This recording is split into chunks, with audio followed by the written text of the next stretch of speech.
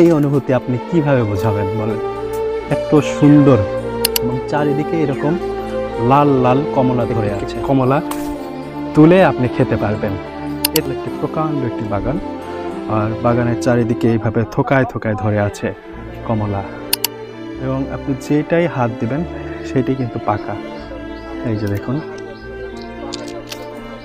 এটা আমার জীবনে প্রথম যে গাছ থেকে কমলা পেড়ে খাচ্ছি। বাগান আমি ছেড়ে দিলাম, আপনি ইচ্ছা মতো খান। ও আমি নিলাম, এই দেখেন। প্রিয় বন্ধুরা, আসসালামু আলাইকুম। আশা করছি সবাই ভালো এবং সুস্থ আছেন। আজ আমরা আপনাদের নিয়ে যাচ্ছি এক অসাধারণ কমলা বাগানে। নাটোর জেলার হালসা ইউনিয়নের আজিজুর রহমান ভাইয়ের গড়ে তোলা এই বাগানটি যেন প্রকৃতির এক স্বর্গ। এখানে ঢুকলেই আপনার চোখ ধাঁধিয়ে যাবে আর মন ভরে উঠবে আনন্দে। শতাধিক কমলার গাছ জুড়ে ঝুলছে হাজার হাজার টসটসে রসালো কমলা। প্রতিটি ফল যেন প্রমাণ দেয় নাটোর জেলার মাটির উর্বরতা আর এক উদ্যমী মানুষের প্রচেষ্টার ফসল। একটি ফল যদি হয় মানুষের মুখের হাসি ফোটানোর কারণ, তবে সেই ফলটির পরিচর্যা করা এক প্রকার ইবাদত। আজিজুর রহমান ভাইয়ের এই চমৎকার কমলার বাগান যেন সেই ইবাদতেরই প্রতীক।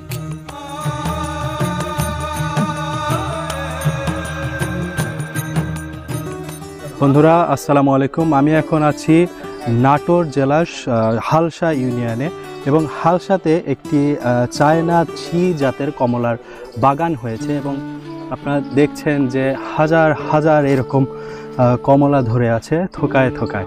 এবং এটি আমরা দেখছিলাম যে বিভিন্ন শীত প্রধান দেশ যেগুলো, সেই শীত প্রধান দেশগুলোতে কিন্তু এই রকম কমলার চাষ হয়, অর্থাৎ দার্জিলিং, সিকিম বা গ্যাংটক, অথবা বাংলাদেশেও হতো, সিলেট অঞ্চলে কিন্তু এরকম কমলার চাষাবাদ হতো। কিন্তু বাংলাদেশের এই রকম সমভূমিতে প্রথম এই রকম কমলার বাগান দেখলাম, এবং এত পরিমাণ হয়েছে যেগুলো দেখলে আপনি অবাক হয়ে যাবেন যে এত কমলা এই গুরুদাসপুরের ঠিক পাশের এলাকা, অর্থাৎ হালসা, নাটোর জেলার হালসা ইউনিয়নে।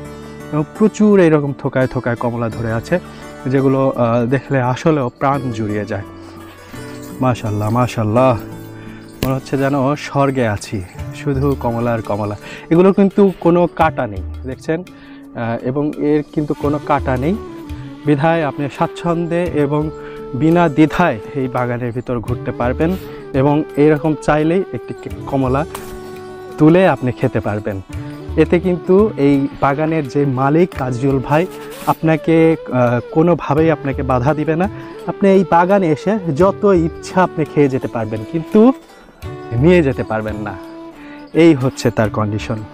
সৌভাগ্যক্রমে আমরা এই বাগানে আসার পরে আমাদের সাথে দেখা হয় নাজমুল ভাইয়ের সাথে। তিনি যমুনা টেলিভিশনের স্টাফ রিপোর্টার, এবং ভাই দেখছি যে কমলা পেড়ে খাচ্ছে, এবং গাছ থেকে এইরকম তরতাজা কমলা পেড়ে খাওয়ার একটি অনুভূতি কিন্তু আলাদা। আমরা দেখেছি যে কাশ্মীর বা যেগুলো শীত প্রধান দেশ, সেই এলাকাগুলোতে এই ধরনের এইভাবে কমলা ঝুলে থাকে, কিন্তু বাংলাদেশে এইভাবে কমলা খেতে পেরে ভাই আপনার কেমন লাগছে?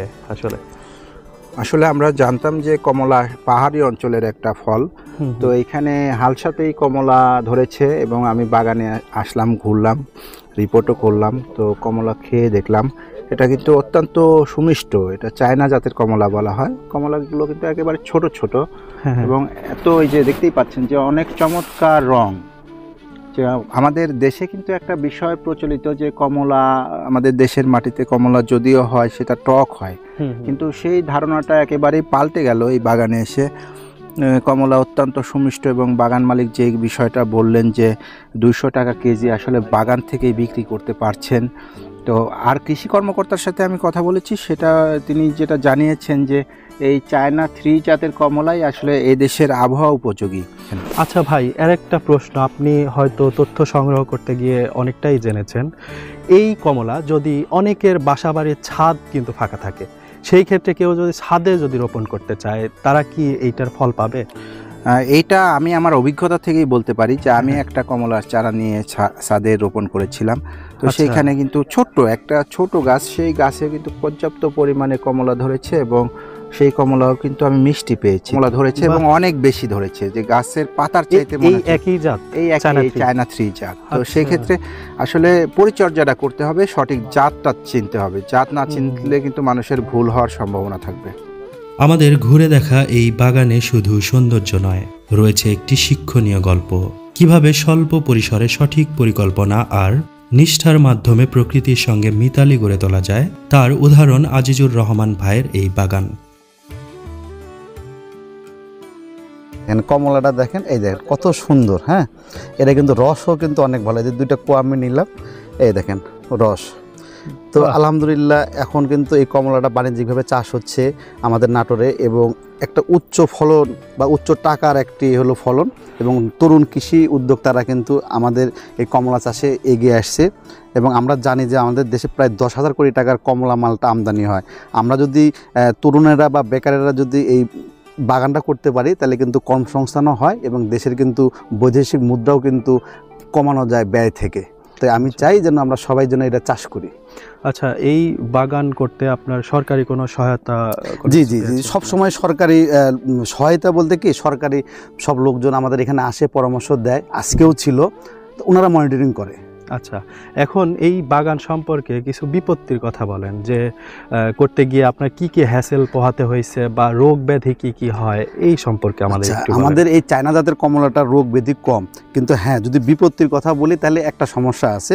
আমাদের দেশে অনেক কিছুই চাষ হয় কমলা মালটা, যেটা কৃষিতে যারা হলো ট্রায়াল দিবে, তারা ট্রায়াল দেওয়ার আগে আমরা করে ফেলি। যেরকম আমিও কিন্তু প্রায় 1000 গাছ লাগিয়েছিলাম বাংলাদেশে এবং দেশের বাইরে বিভিন্ন জায়গা থেকে এনে, সবগুলোই কিন্তু ভালো সুমিষ্ট এবং বাণিজ্যিক আসে নাই। এই জন্য কিন্তু পিছিয়ে দেখতে পাচ্ছেন আমি কিন্তু প্রায় 500 গাছ কেটে ফেলেছি। হ্যাঁ, কেটে ফেলে দিয়ে আবার দেখেন, এদিকে দেখেন আমি কিন্তু নতুন গাছ আবার লাগিয়ে দিয়েছি। এগুলো চারা? চারা, হ্যাঁ, আমি নিজে চারা করে আবার লাগিয়েছি। কারণ হলো যেটা সঠিক জাত, এই যে চায়না 3টা যেটা বাণিজ্যিক জাত, আমি কিন্তু এটাই আবার করেছি। এবং এটাই হলো জানার বিষয় যে আমাদের কাছে আসেন, সঠিক যে জাত এবং পরামর্শ আমরা ইনশাল্লাহ সবাইকে দেব। আচ্ছা, এই চারা সংগ্রহ করবে কিভাবে যারা নতুন উদ্যোক্তা হবে? যারা নতুন উদ্যোক্তা আমাদের কাছে আসবে, আমরা ইনশাল্লাহ বাগান চারা থেকে শুরু করে হ্যাঁ ফল হওয়া অবধি যত পরামর্শ আছে ইনশাল্লাহ আমরা দিব। আচ্ছা, চারাও সংগ্রহ করে দিতে জি জি, পারবেন? আমরা এখন নিজেরাই চারা তৈরি করতেছি গ্রাফটিং পদ্ধতিতে।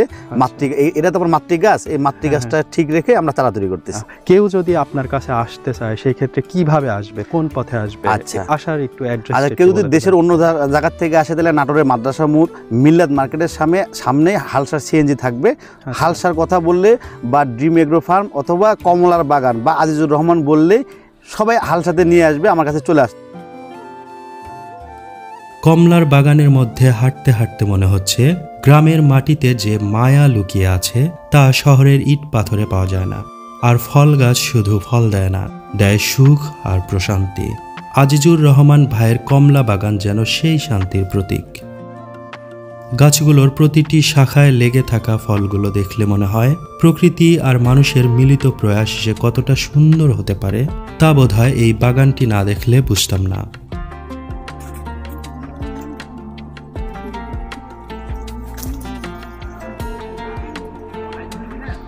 আপনি এই যে কমলা বাগানে আসলেন এবং একটা কমলা নিজ হাতে গাছ থেকে পাকা কমলা তুলে ছিলছেন, সম্ভবত এখন খাবে না? হ্যাঁ, এখনই খাবো, কারণ এটা আমার জীবনে প্রথম যে গাছ থেকে কমলা পেরে খাচ্ছি। জীবনের প্রথম। আগে শুনছি যে সিলেটে হয়, আমাদের দেশে পাহাড়ি অঞ্চলগুলোতে হয়, ইন্ডিয়া থেকে আমরা আমদানি করে কিনে খাই অনেক মূল্যে, যে চীন থেকে আসে। কিন্তু এখন এই যে নাটোর জেলার হালসা ইউনিয়নের একটা হচ্ছে প্রত্যন্ত গ্রামের একটা বাগান থেকে কমলা পেরে আমি খাচ্ছি, এটার অনুভূতি কিন্তু আলাদা। আগে খেয়ে নিই, তারপরে আরো কথা বলি। হ্যাঁ, কেমন কমলাটা? দারুণ, অনেক মিষ্টি এবং রসালো। আচ্ছা, যেটা আমরা আশাই করিনি যে আমাদের দেশে এমন মিষ্টি কমলা উৎপাদন হবে। এবং রসও কিন্তু পর্যাপ্ত, অনেক রস দেখলাম, পর্যাপ্ত রস। মানে অনেকের ভিতরে এরকম দ্বিধা আছে যে বাংলাদেশের কমলা নাকি রস হয় না, আবার লাল হয় না, সেটা সবুজ হয়। কিন্তু এই জাতটা অদ্ভুত সুন্দর। হ্যাঁ, আমিও হচ্ছে এর আগেও যেগুলো পাহাড়ি অঞ্চলের খেয়েছি সেগুলো টক এবং হচ্ছে কালারটা সবুজ। হ্যাঁ, খোসাটা সবুজ থাকে। আঙুরগুলো তো খাওয়াই যায় না, ভীষণ টক। কিন্তু এই প্রথম দেখলাম যে আমাদের দেশের কমলাও মিষ্টি হয় এবং খুব ভালো লাগছে। যে বাগানে এসে গাছ থেকে পেরে কমলা খাচ্ছি। সুন্দর কিছু দেখলে অন্যের সঙ্গে ভাগ করুন। আনন্দ কখনো একলা ভোগ করতে নেই। তাই আমরা এখানে শুধু ঘুরছি না, আপনাদের সঙ্গেও ভাগ করে নিচ্ছি এই অপূর্ব দৃশ্য আর এর মিষ্টি গল্প। সবাইকে পরবর্তী ভিডিও দেখার আমন্ত্রণ জানিয়ে শেষ করছি আজকের এই মিষ্টি রসালো কমলার গল্প। সবাই ভালো থাকবেন এবং সুস্থ থাকবেন। আল্লাহ হাফেজ।